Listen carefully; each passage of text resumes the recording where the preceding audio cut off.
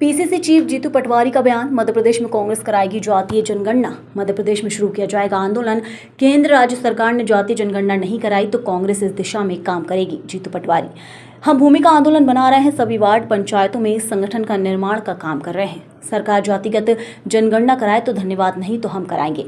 कांग्रेस की किसान न्याय यात्रा पर बोले जीतू पटवारी। 1 लाख बार बीजेपी सरकार ने किसानों की आय दुगनी करने की बात कही है। वहीं 10 साल पहले जो स्थिति थी वही अभी भी है। किसान न्याय यात्रा में किसानों के हित में इस मुहिम को चलाएंगे। ये किसी दलगत राजनीति की बात नहीं है। जितना सेना का जवान देशभक्त हो उतना ही किसान है। भाजपा सरकार में किसान हित में काम नहीं हुआ। शिवराज सिंह चौहान एमपी में वोट लेकर कृषि मंत्री बने, लेकिन एमएसपी पर खरीद महाराष्ट्र में होगी क्योंकि वहां चुनाव है। किसान न्याय यात्रा में सीनियर नेता शामिल होंगे। 20 सितंबर को सरकार की आंखें खोलने के लिए हर जिले में कलेक्टर कार्यालय जाएंगे। ट्रैक्टर लेकर निकलेंगे किसान और कांग्रेस नेता कार्यकर्ता। कमलनाथ, दिग्विजय सिंह, उमंग सिंगार समेत सभी बड़े नेता अलग अलग जिलों के नेतृत्व कर वहीं परिसीमन पर बोले जीतू पटवारी। राजनीतिक फूट और दुर्भावना अगर इसमें हुई तो ये ठीक नहीं होगा। ये सरकार का इंटरनल प्रोसेस है। हर जिले का सीमांकन जनसंख्या के आधार पर होना चाहिए। वहीं सरकार ने नहीं किया तो हम जातिगत जनगणना करेंगे। जातिगत जनगणना का विरोध बीजेपी और आरएसएस क्यों करते हैं? देश में अमीर और भी अमीर होता जा रहा है, गरीब और भी गरीब। जब राहुल गांधी जातिगत जनगणना की बात करते हैं तो सामान्य वर्ग के गरीब की भी बात करते हैं। इस सरकार को जातिगत जनगणना करवानी होगी और हर हाल में करवानी होगी। केंद्र राज्य में दोनों ही बीजेपी की सरकार है, उन्हें लागू करना होगा, वरना हम अपना न्याय स्ट्रक्चर बना रहे हैं। जीतू, हम भूमि का आंदोलन बना रहे हैं। सभी वार्ड पंचायतों में संगठन का निर्माण का काम कर रहे हैं। वहीं सरकार जातिगत जनगणना कराए तो धन्यवाद, नहीं तो हम कराएंगे। दिग्विजय सिंह वर्सेस बीडी शर्मा पर बोले। बीडी शर्मा का वक्तव्य मैंने सुना है, दिग्विजय सिंह को भी सुना। दिग्विजय सिंह ने ये कहा कि आपकी ही सरकार है, कार्रवाई करनी चाहिए। बीडी शर्मा ने भी जो भाषा का उपयोग किया वो सार्वजनिक जीवन में सही नहीं है। स्वयंभू अध्यक्ष ने मेरी मर्दानगी को चेक करना ऐसी भाषा बोली, ऐसी भाषा उन्हें नहीं बोलना चाहिए। सार्वजनिक जीवन में ओछी भाषा से बचे बीडी शर्मा।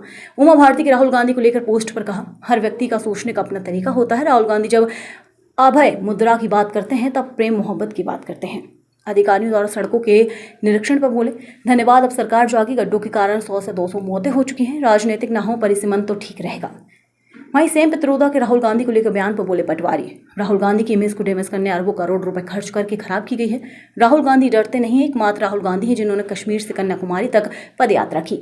वो एकमात्र नेता है जो पत्रकार, मिडिल क्लास, गरीब, किसान, ड्राइवर की बात करते हैं। अब तो बीजेपी के भी कई नेता भी इस बात को मानने लगे हैं। सिंगरौली रिश्वत कांड को लेकर साधा सरकार पर निशाना। ये माफियाओं की सरकार है, रिश्वत का बोलबाला रहेगी। अधिकारियों कर्मचारियों की नियुक्ति रिश्वत से हो रही है। सिंगरौली में जो घटना हुई, पैसा हर स्तर पर लिया जा रहा है। नहीं, बात यह है कि राहुल गांधी जी जब जातिगत जनगणना की बात करते हैं तो क्यों करते हैं? भारतीय जनता पार्टी के लोग इसको का विरोध करते हैं, आरएसएस के लोग इसका विरोध करते हैं, तो क्यों करते हैं?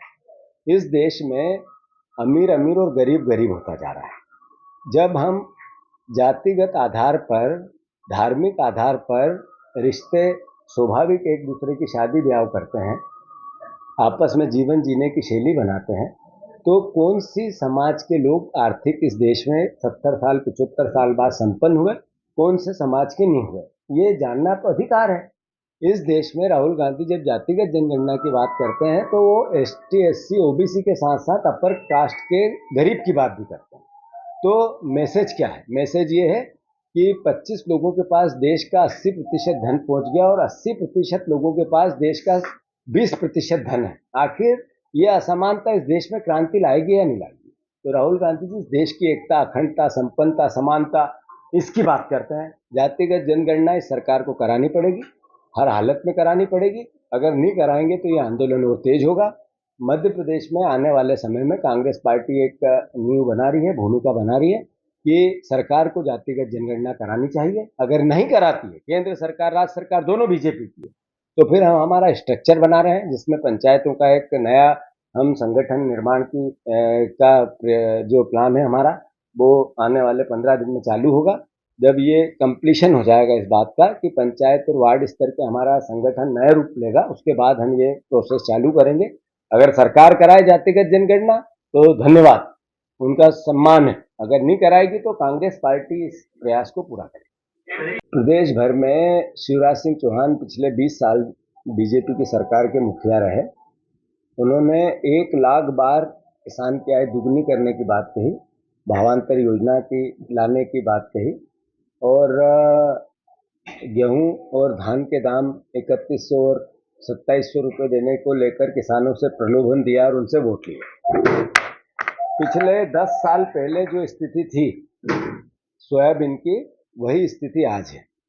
आज लागत मूल्य सोयाबीन का 4,000 रुपये आसपास प्रति क्विंटल हो गया और बिकती 3,800 रुपये में है।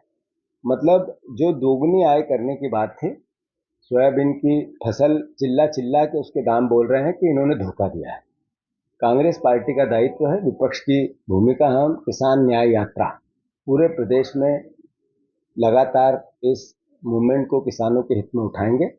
मैं किसान भाइयों से आग्रह करता हूं, प्रार्थना करता हूं कि ये दलगत राजनीति का विषय नहीं है, ये आपके बच्चों के भविष्य का विषय है, इस देश के मर्म का विषय है।